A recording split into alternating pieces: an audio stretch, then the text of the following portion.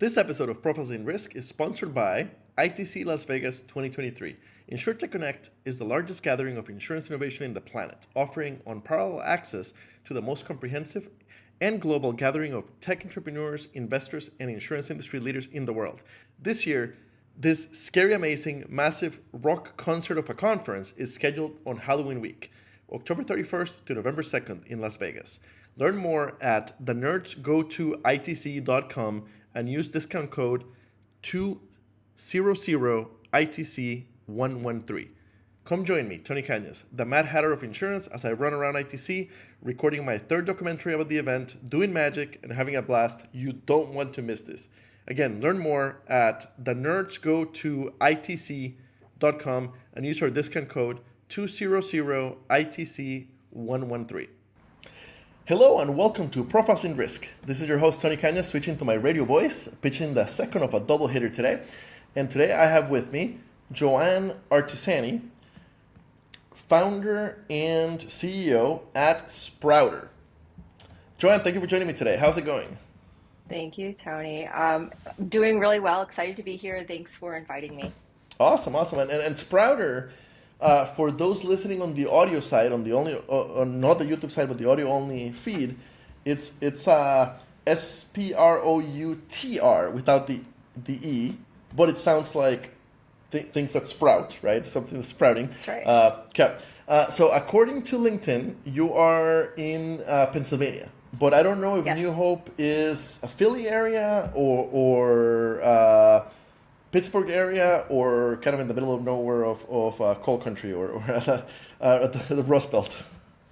We are north of Philadelphia, though what I'd like to say is while I have been here in this area for about 4 years, I've probably been down to Philadelphia 4 times in those 4 years because it's so stinking difficult to get down there from here.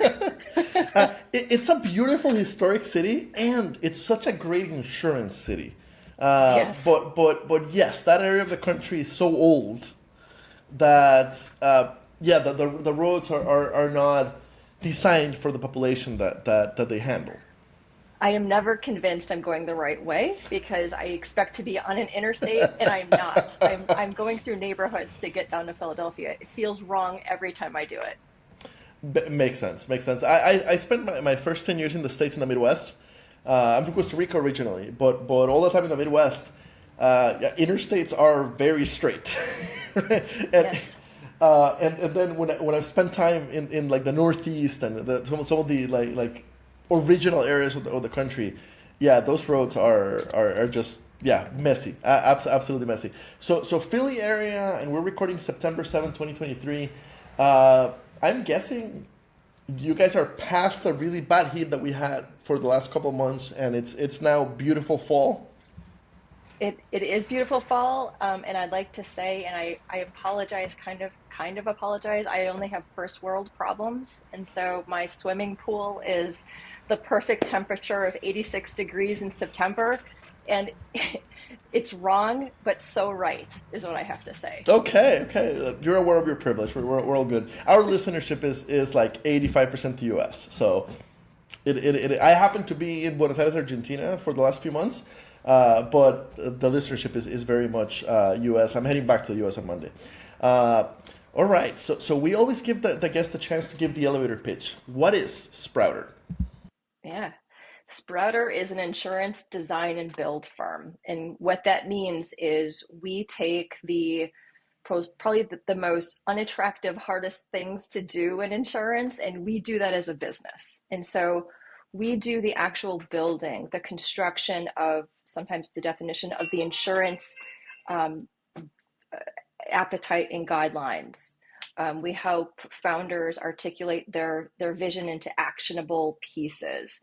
We do the rate, rule, and form drafting of the insurance product, the architecture of how the vision and the goal is going to actually attract and be sticky with their customers. So we do the building piece of this for our customers and help them support their vision. Most of our clients are visionaries. They know how to sell, they know how to reach their customer, they know the problem they're solving.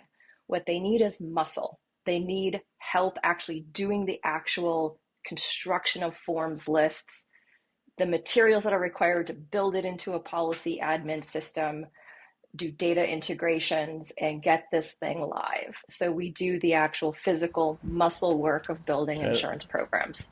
I lost you there for a second.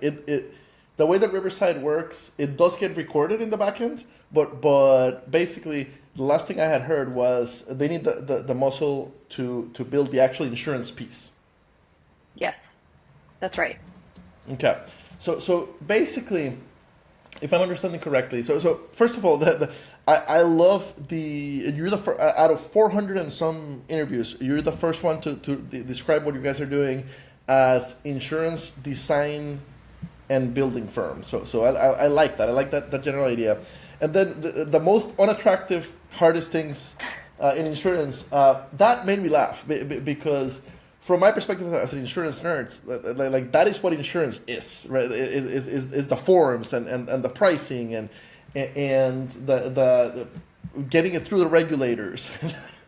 Right, much more so than Gecko and Flow and Yeah. and the other horrible mascots. Right? This is me speaking, not anybody else speaking. Okay, so how? So most of you describe your clients as visionaries. Mm-hmm. So are we mostly talking Insurtechs basically? Is who you're building product for? No, not always. Most of our clients look really traditional, right? They come from the traditional insurance carrier side and maybe see what they're doing on the carrier side. Perhaps they see an inefficiency and want to create their own product or solution and bring their own vision into how they would do it right, in their perspective, how they would present it. And so they hire Sproutr to um, be that thought partner, the insurance architect. I think we're going to create some new terms in this podcast, right? So I think what we do is architecture, insurance architecture. We help them think through not just the end piece of this, or not what they're selling, but how you actually construct the pieces in order to get to where they want to go. Nobody really thinks about the tangible decisions that have to be made when you're standing up and making decisions about creating a program. They think about the end. I have a property program or I have a BOP solution that I'm bringing. But there are hundreds of decisions that need to be made before that BOP becomes sellable. And so that's typically the piece that if we're at a party and someone asks, what do you do? I'm really careful about what I say because no one, it's like we create insurance products, like the products that you sell when you go online and buy, there's no contextual understanding that that's someone's job to create these rules and those forms and a rate structure, and it's this fantasy thing, right? And so we're lucky enough to be able to do this, but most of the clients that come to Sproutr have some degree of an insurance background. They recognize that building is different than managing, and it's easier to hire sometimes a builder to do what builders do best, and then hand it off so they can manage that business when it goes live. So um, most of it, most of our clients look pretty traditional, but we do have some insurtechs that come in looking for some assistance. And it sounds like it's a very bespoke process. It is. It is. I would love to be able, and I am thinking about how do we templatize this, right? What's the playbook for this so it's scalable? And I think there are pieces. There's like architecture. There's some rules and structures and frameworks that you can go through to get to the heart of what it is you're delivering. But every client has a different vision or a need. We're solving different problems. Every time there's an opportunity in which Sproutr walks in, we're not being asked to solve the same problem or the same approach every single time. And so it does require, I think what makes Sproutr special is that we bring a multidisciplinary lens into the program and the product builds that we support. So we are underwriters, we are product managers, we have policy admin system and integration understandings or experience. So we think about holistically, what are the pieces we need to be thoughtful about when we're setting up the frameworks for a program that are ultimately going to be impacted when you start selling this. It's not enough to think about the delivery. You've got to think about, and we think about what happens at year one when you need to do updates. How do we structure our rules so that you can do that efficiently and cost effectively? So we put these pieces together with our clients. So it is bespoke. Every solution is a lot different. How did you realize that there was a need for this?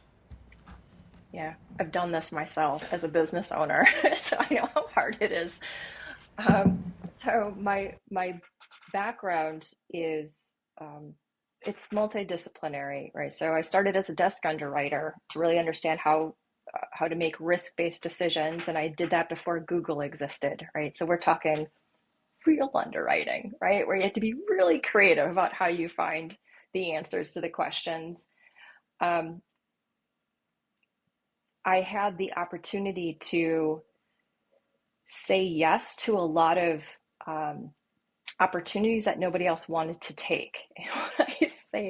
What I mean by that is when you work in a company and there's a project that needs to be led or a problem that needs to be solved, and you have a day job and you don't have capacity to do it, companies typically, at least my experience, companies typically don't bring in ads to staff to handle special projects. They get distributed amongst people that are already on the team. And so I chose to step forward and say yes to some of those opportunities that would have otherwise been um, difficult to get into. And what that has led was, moving into from underwriting and program management into system integrations and an implementation of 50 programs transitioning from one policy admin system to another. That massive migration of business in flight from system to system,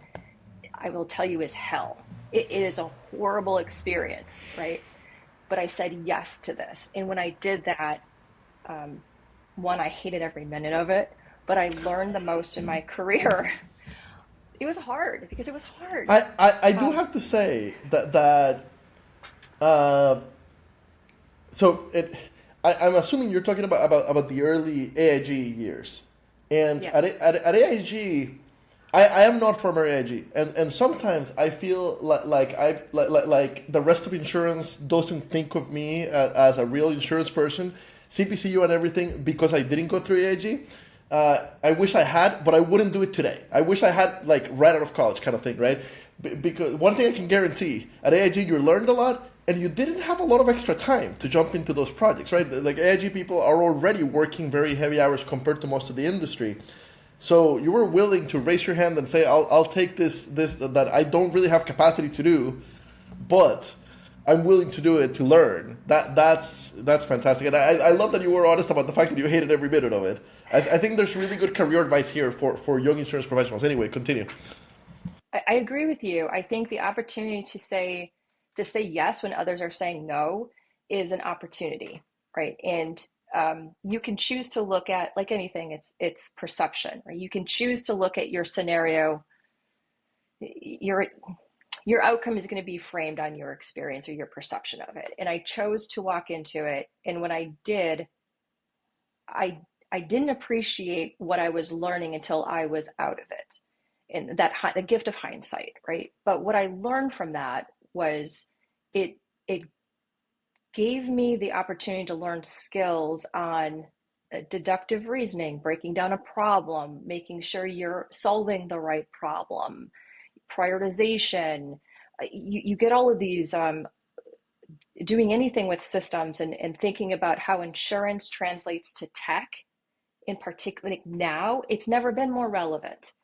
So it wasn't, I didn't realize how relevant it was then when I was doing it. But what that has really allowed me to do is walk into other opportunities, whether it was at Attune as early stage employee at Attune Insurance, Hippo, right? Being able to go into Hippo and evaluate what decisions needed to be made to build my business, right? I was leading commercial lines for Hippo. And so the ask was, what is it that you, not just what do you need to build?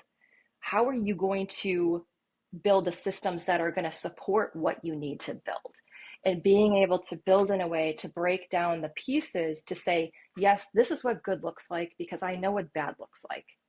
And I know I need to start structuring my rules in a way that allow me to be really nimble 4 years from now when I'm solving a problem I don't yet know exists.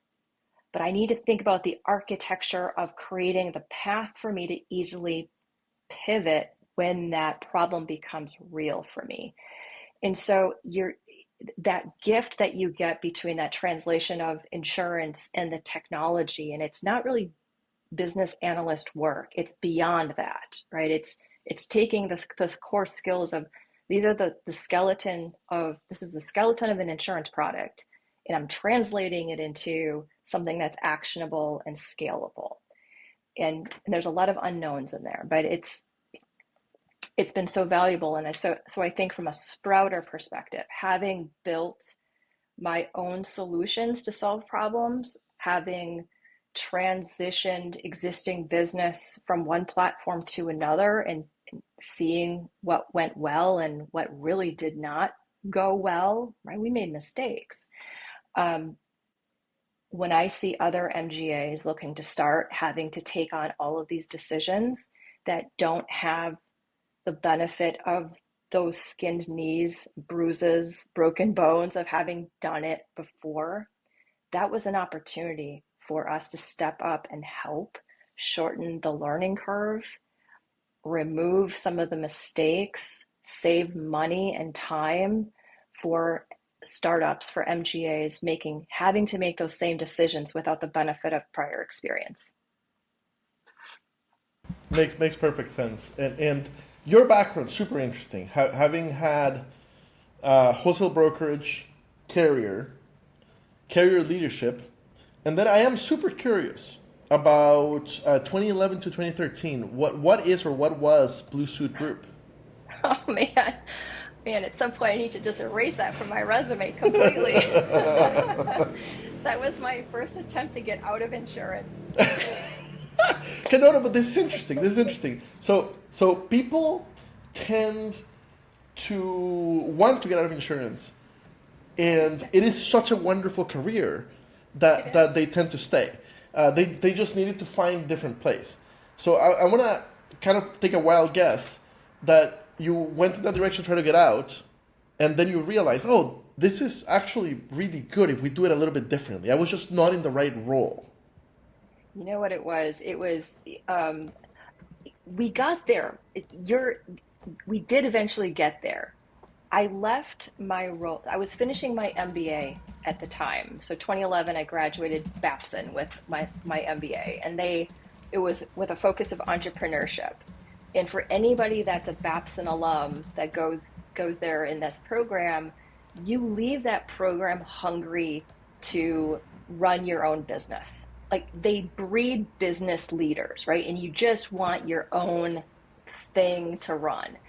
And I was no different. I graduated and I was really wanting to put my new skills to use. And so, I had explored opportunities at my current employer at the time that just didn't line up with the degree of ownership that I wanted for myself to flex those muscles. And so I left my role, took a big risk, bought an existing company, but I didn't buy just any company. I bought a failing company.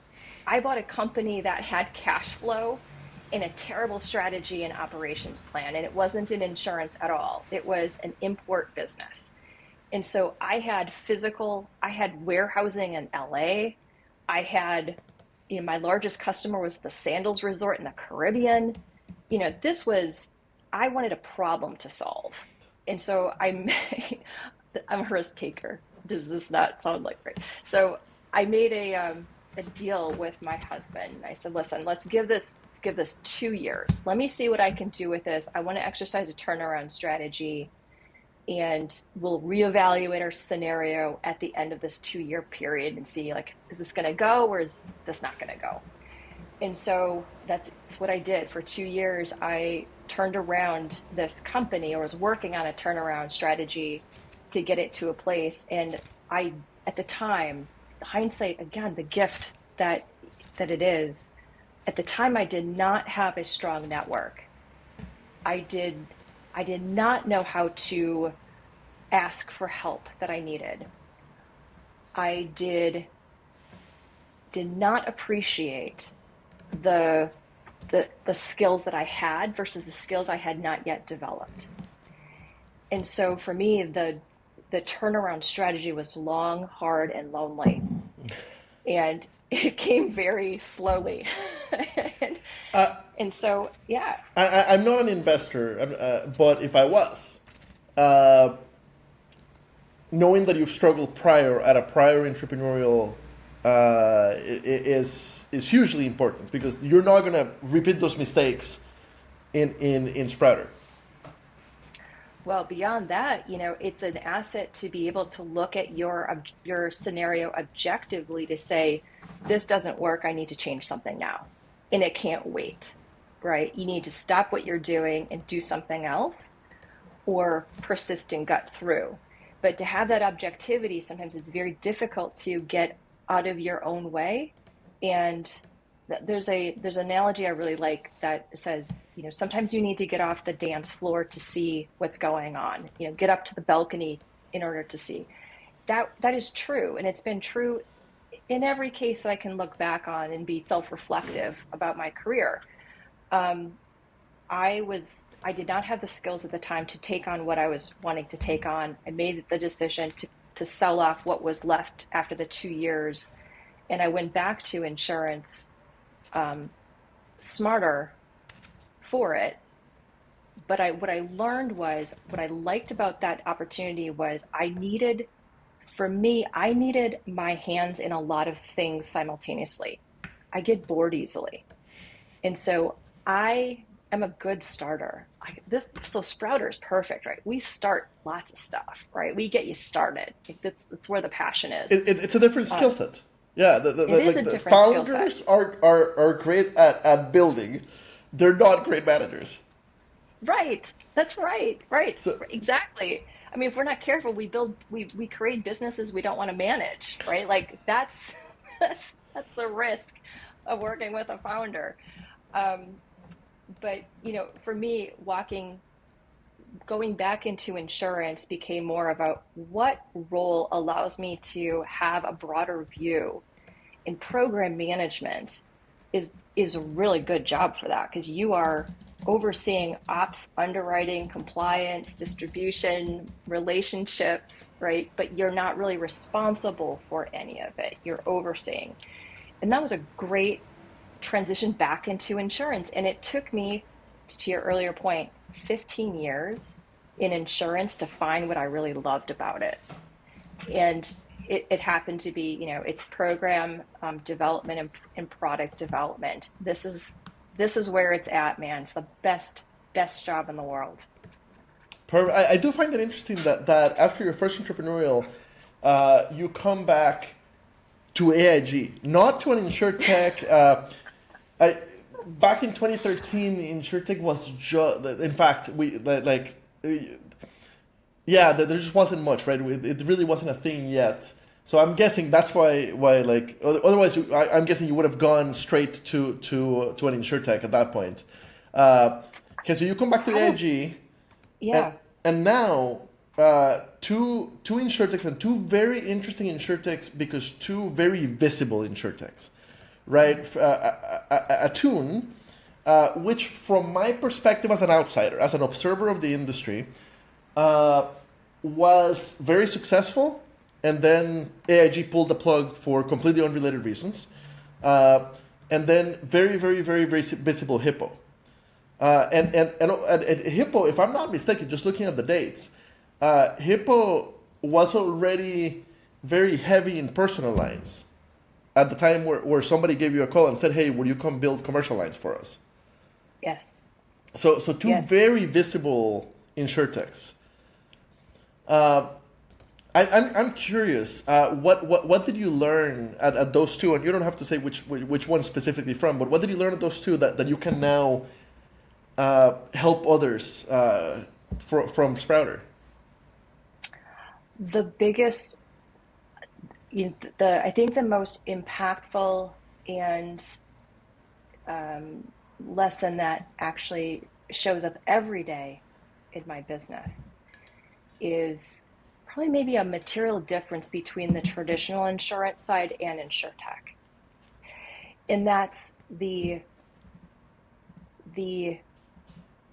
desire to actually collaborate with each other to make each other better and stronger, as opposed to creating these walls and this vision of competitor versus competitor. So, so I think from an Insurtech perspective, the community in which we live in is a friendlier community for sharing. And whether it's because it's not all insurance people sitting here, right? We have this beautiful blend of tech and outside tech and insurance together, where it, the learnings are deep and they're broad and they're not necessarily directly competitive. They're collaborative. And so I think you know, that for me has been the most appreciated and eye-opening and practice that I've incorporated into my practice in my business is, with very few exceptions, every LinkedIn reach out that I gets a call or gets a call back or a response. Unless you're truly just spamming me, people, because I know this is going to go out there. Don't do that, please. But if there is something that's interesting, even if I think you may look like or resemble a competitor, there is something for us to learn from each other. And there is an opportunity for us to work together. And so it has served me better and has served the organizations that I work with better when we can explore alternative parties in that attitude and that spirit. Who are our competitors? Are we talking Boost? I'm trying to think who else is kind of in the building products for others It's business. so funny. I didn't even think about them as a potential Okay. competitor. And then I don't, because actually um, they are delivering part of the same solution, and they're solving more of a problem than I am, by the way, right? Because they're solving for paper and capacity, and that's not what we do. It's not at all what we do. Um, so I don't really consider them a competitor. I don't have any direct competitors that do what we do, how we do it. What I would say that there are absolutely firms and consulting organizations that will step in and do some of the doing work for clients that need forms, rates, actuary, developed. Um, I'm a client, right? We work together. They're partners of Sproutr. So um, yes, we may serve the same client. We may actually propose the same client against each other sometimes. But I think what Sproutr offers is a more holistic view of how we go about serving the customer. I have not seen another outfit do it this way. It And makes sense to I me. love to meet them if they do, because again, There's a lot of why work. not? Seriously, there's a lot of work. There's a lot of problems to solve. Yeah. Who is the? Yeah, I agree. I hadn't seen anybody else kind of doing it this way. So I agree. Who is the perfect client? So the who should immediately give you a call? What is their profile kind of thing? Yeah, anyone who just wants to let me tell them what to do. I'm just kidding. I'm just kidding, kind of. Um, no, I think the perfect client for Sprouter is um, someone who's early enough in their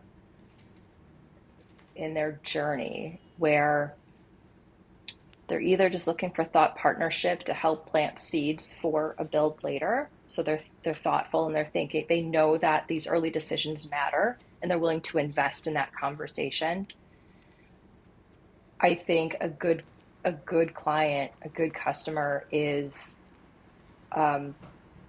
someone who is willing to or looking for Sproutr to be involved in a more holistic solution for their organization.